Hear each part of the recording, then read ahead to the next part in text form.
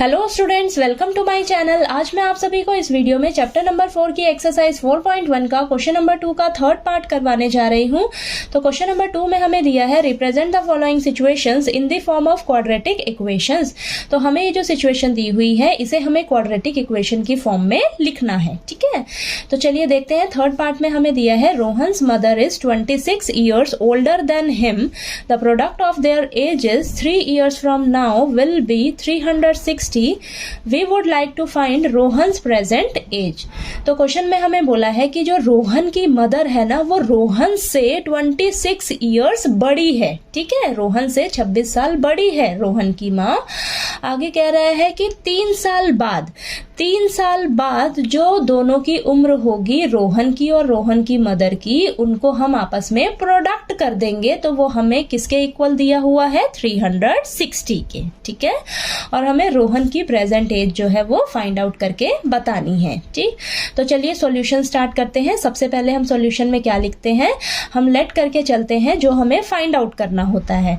ठीक है, तो यहाँ पर हमें रोहन की प्रेजेंट एज फाइंड आउट करनी है, तो इसे हम लेट कर लेंगे। Let the present age of Rohan की उम्र को हम मान लेते हैं x ईयर। ठीक है, अब नेक्स्ट हम रोहन की मदर की प्रेजेंट एज को लेट कर लेते हैं। तो हमें क्वेश्चन में बोला है कि जो रोहन की मदर है ना वो रोहन से 26 साल बड़ी है। तो रोहन की उम्र कितनी है? x year.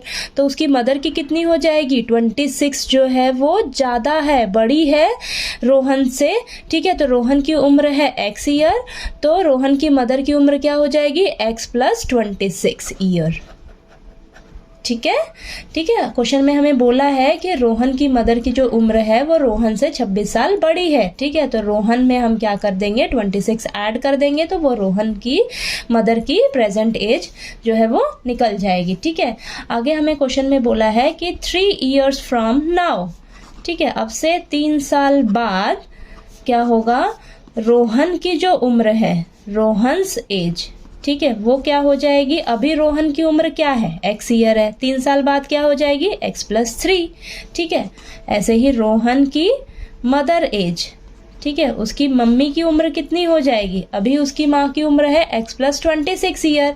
3 साल बाद क्या हो जाएगी? x + 26 में हम 3 ऐड कर देंगे, तो हमारे पास आ जाएगा x + 29। ठीक है, ये 3 साल बाद उम्र निकल कर आई है रोहन की एज, और ये रोहन की मदर की एज। ठीक है, तो अकॉर्डिंग टू क्वेश्चन में हमें बोला था कि 3 साल बाद जो उम्र आएगी दोनों की, उनका आपस में प्रोडक्ट कर देंगे। ठीक है, यानी कि दोनों को आपस में मल्टीप्लाई कर देंगे हम। तो वो किसके इक्वल हमें दिया हुआ है? 360 के।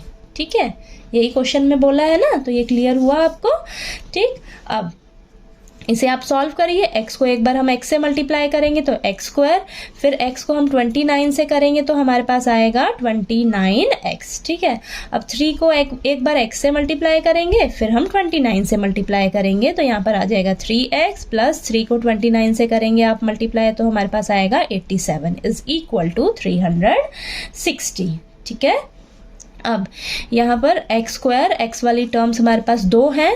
29x + 3x करेंगे तो हमारे पास आएगा 32x। ठीक है, प्लस का 87 और 360 को हम इधर ले आएंगे तो प्लस का है, इधर आकर माइनस का हो जाएगा, = 0।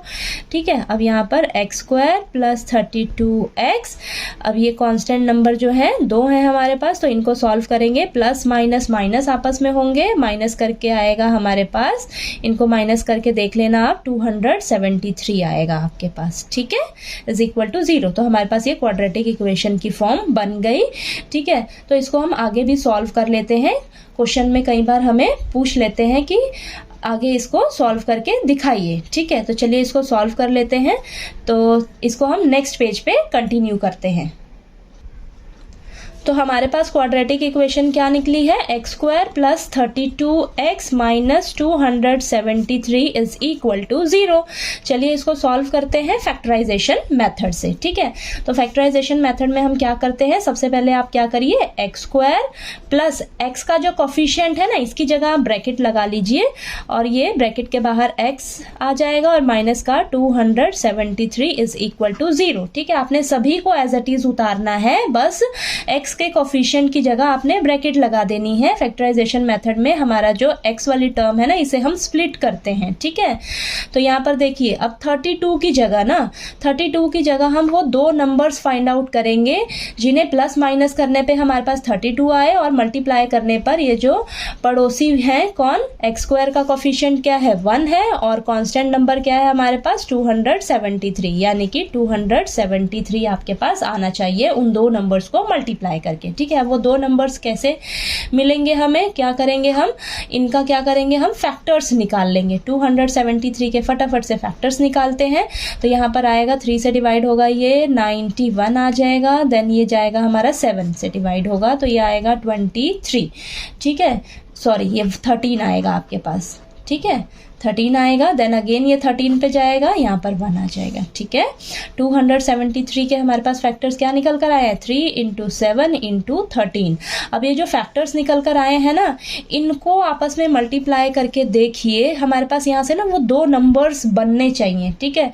अब मैं सोच रही हूँ, देखिए आप 3 और 13 को जब आपस में मल्टीप्लाई करोगे, 3 और 13 को जब हम मल्टीप्लाई करते हैं आपस में, तो हमारे पास 39 आ रहा है, और 39 × 7, 39 × 7 आपके पास मल्टीप्लाई करके 273 ही आएगा, और 39 - 7 करोगे आपके पास 32 आ जाएगा, ठीक है।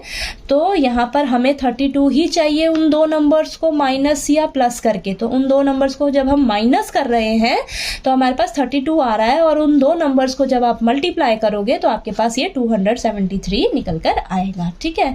तो 32 की जगह हम क्या लिखेंगे, 39 - 7, ठीक है।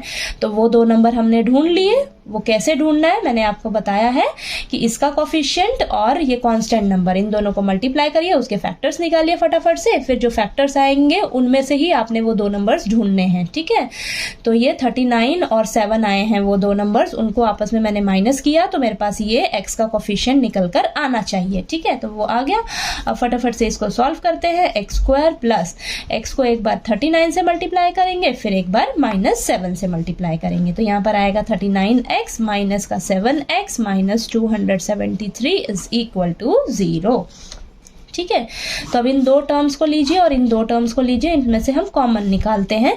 तो यहाँ से मुझे x कॉमन निकल रहा है बाहर, तो x प्लस 39 बचेगा, और यहाँ से मुझे 7 मिल रहा है, माइनस का 7 बाहर कॉमन लेंगे तो यहाँ पर मेरे पास सेम यही बचना चाहिए ब्रैकेट में, x प्लस 39 ही बचेगा अंदर, ठीक है। आप चेक करके देख लेना। अब यहाँ से इन पूरी टर्म में से हम क्या करेंगे, दोनों टर्म्स में से x प्लस 39 जो है वो कॉमन ले लेंगे बाहर। यहाँ इसके पास भी है और इसके पास भी है, तो कॉमन हम ले लेंगे x प्लस 39 बाहर। तो यहाँ से क्या बचेगा, x बचेगा, और इधर से क्या बचेगा, माइनस का 7 इज इक्वल टू 0, ठीक है। क्लियर हुआ आपको। अब क्या करेंगे हम, x प्लस 39 को एक बार 0 के इक्वल रखेंगे और x माइनस 7 को एक बार 0 के इक्वल रखेंगे। तो यहाँ से आएगा हमारे पास x is equal to minus का 39, ठीक है, और यहाँ से x इज इक्वल टू 7 आ जाएगा, ठीक है। तो ये तो नेगेटिव में आ रहा है, तो ये हमारा रिजेक्ट हो जाएगा। जो उम्र है, एज है, कभी भी वो नेगेटिव में नहीं होती है। तो हमारी जो x की वैल्यू क्या आ जाएगी, 7 निकल कर आ जाएगी, यानी कि रोहन्स प्रेजेंट एज को हमने क्या माना था, x माना था, वो हमारे पास कितना निकल कर आ गया, 7 ईयर्स, ठीक है। यही आपने लेट किया था ना। और अगर हमें रोहन की मदर की उम्र भी पूछ ले, वैसे पूछा तो नहीं है, ठीक है, तो हम यहाँ पर लिख लेते हैं रोहन्स मदर प्रेजेंट एज, ठीक है, वो भी फाइंड आउट कर लेते हैं। वो क्या था हमारे पास, x प्लस 26, यानी कि 7 प्लस 26, तो ये हमारे पास आ जाएगा 33 ईयर्स, ठीक है। रोहन की उम्र 7 ईयर आई है, और रोहन की मदर की उम्र बोला था कि रोहन से 26 साल बड़ी है उसकी मम्मी, तो यहाँ पर 7 प्लस 26 करेंगे तो हमारे पास 33 ईयर्स आ जाएगा, ठीक है। तो आपको क्वेश्चन नंबर 2 का थर्ड पार्ट अच्छे से क्लियर हो गया होगा। कोई डाउट आया आपको क्वेश्चन में तो प्लीज़ आप कमेंट करके पूछिएगा, और मेरा वीडियो अच्छा लगे तो प्लीज़ लाइक कीजिए, शेयर कीजिए और ज़्यादा से ज़्यादा सब्सक्राइब कीजिए। Thank you so much.